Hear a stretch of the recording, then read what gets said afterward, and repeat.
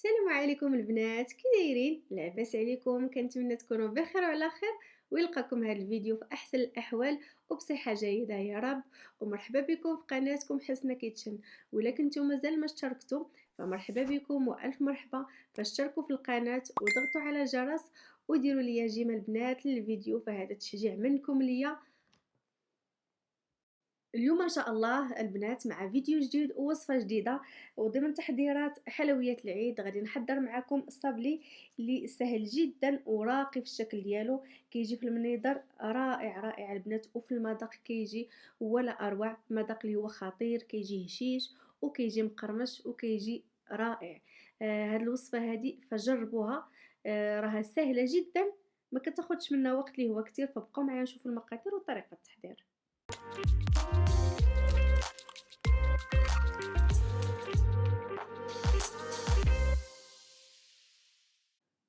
غادي نحتاجو في المكونات ديال الصابلي. عندي هنا 250 غرام ديال الزبده مع جوج بيضات، كاس ديال اللوز محمر ومطحون، وغادي نحتاجو هنايا كاس ديال السكر كلاصي او ممكن تاخدو السكر سنيده وتطحنوه، كاس ديال الزيت، الدقيق، ساشيه ديال الفاني، وخميره حمراء من فئه 7 غرام. في قصريه غادي ندير فيها الزبده، قطعتها على شكل مربعات صغيره باش تسهل عليا المعكه. غادي نضيف عليها كاس ديال السكر، سكر ثقيل او سكر كلاصي، وممكن ديروا كيف ما قلت لكم السكر تاخذوه وتطحنوه حتى هو مزيان. صافي غادي نضيف عليها ايضا كاس ديال اللوز اللي حمرته مطحون ومحمر، هذا اختياري فممكن تستغناو عليه في هذه المرحله هذه وديروا اي نكهه بغيتو. ممكن ديروا الناتا الكراميل او تكتفيو غير بالفاني. صافي غادي نخلط هاد المكونات وغادي نمعك هاد الزبده مزيان حتى تنسجم ليا مع السكر واللوز. غنمعكها مزيان حتى كتولي على شكل بوماط، كتولي صافي. هنايا من بعد ما معكت الزبده غادي نضيف عليها كاس ديال الزيت وغادي نخلط المكونات وغادي نمعك مزيان هاد الزبده هذه حتى كتنسجم ليا مع الزيت، وغادي نضيف عليها المكونات الاخرى. غادي نضيفو الفاني، نسيت ما درتوش قبيله من الاول مع السكر، وغادي نضيف جوج بيضات. صافي وغادي نخلط هاد المكونات هادو حتى كتنسجم، كينسجم ليا البيض مع الزبده. صافي وغادي نستمر في الخلط حتى كينسجموا المكونات كامله. وغادي ندوزو دابا باش غادي نبداو نضيفو النواشف.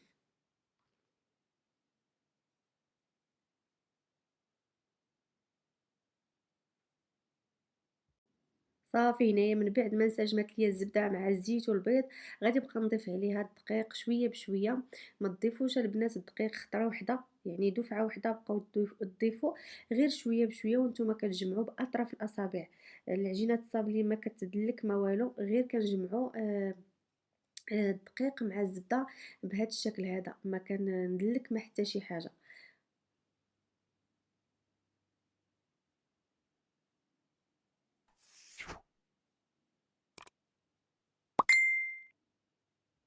وهذا هو الشكل ديال العجينه. من بعد ما جمعتها العجينه الصابلي ما كتكونش قاصحه بزاف وما كتكونش تاني مرخوفه. ها نتوما شوفوا كتجي على هذا الشكل هذا. من بعد ما جمعنا العجينه كنديرها في بلاستيك غذائي باش ما كتنشفش ليا، وكناخذ كميه اللي هي قليله وكنطلقها ما بين بلاستيك غذائي، او ممكن تطلقوها ما بين ورق الزبده، غير هي ما تطلقوهاش فوق سطح العمل حيت غادي تبقى تلصق لكم. العجينه ما خليناها لا ارتاحت ولا بردت في الثلاجه، فمباشره ما كنجمعوا العجينه غير كنديروها في بلاستيكه باش ما كتنشفش لينا، وكناخذوا كميه وكنبداو كنطلقوا فيها وكنسرحوا كنسرحوها مزيان. العجينه ما كتكونش رقيقه بزاف وما كتكونش تاني غليظه اكثر من الزايد، حيت هاد الصابلي هذا ما كنلصقوش وحده مع وحده، كنديروا يعني غير وحده صافي.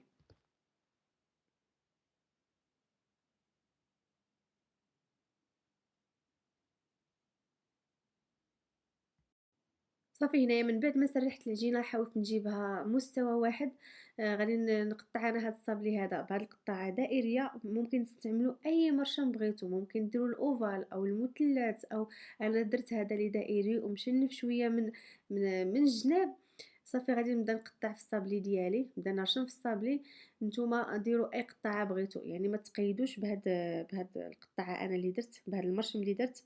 صافي غادي نستمر حتى نقطع الصابلي كامل وغادي ندوز باش غادي نديرو في الصفيحه ديال الفرن او في لاطه ديال الفرن.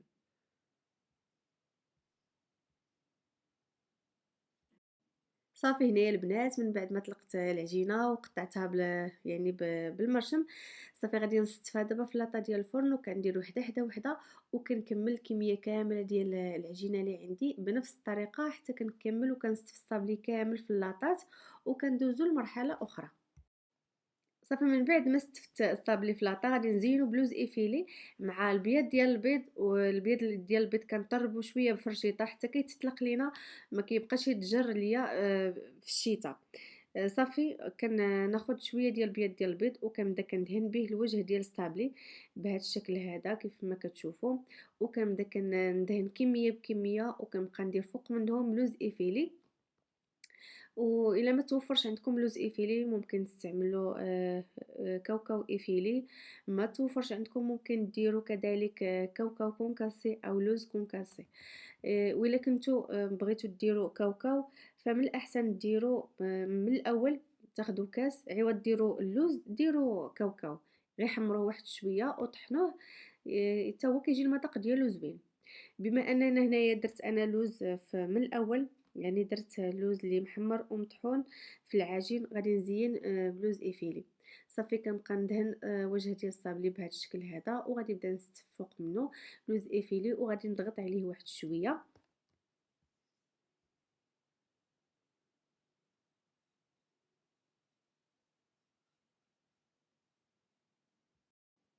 من بعد ما صافي زينت الصابلي غادي نسخنوا الفران مزيان، الفران كيكون سخون، كندخلوا الصابلي الفران وكنقصوا على العافيه، العافيه كتكون مهيله وكنخليوه حتى كيطيب على خاطرو كيتحمر من الاسفل، وكنعاودوا كننزلوه لتحت كيتحمر من الوجه ديالو كيتحمر داك اللوز ايفيلي.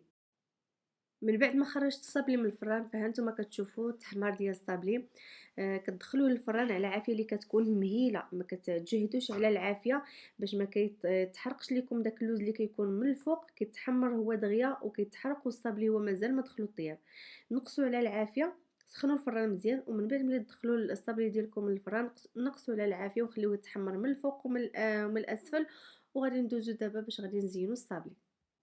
وكيف العادة كندوبو الشكلاط أسود. بالنسبة للمبتدئات اللي ما عمرهم ما ذوبوا الشكلاط، فالطريقة الصحيحة باش غتفاداو باش ما يتحرقش ليكم الشكلاط كديروه في حمام مريم، كديروا كاسرونه وكديروا فوق منها الماء، فيها الماء وكديروا كاسرونه اخرى فوق من ديك الكاسرونه وكديروها فوق عافيه اللي هي مهيله، وكتخليو داك الشكلاط ديالكم حتى كيذوب.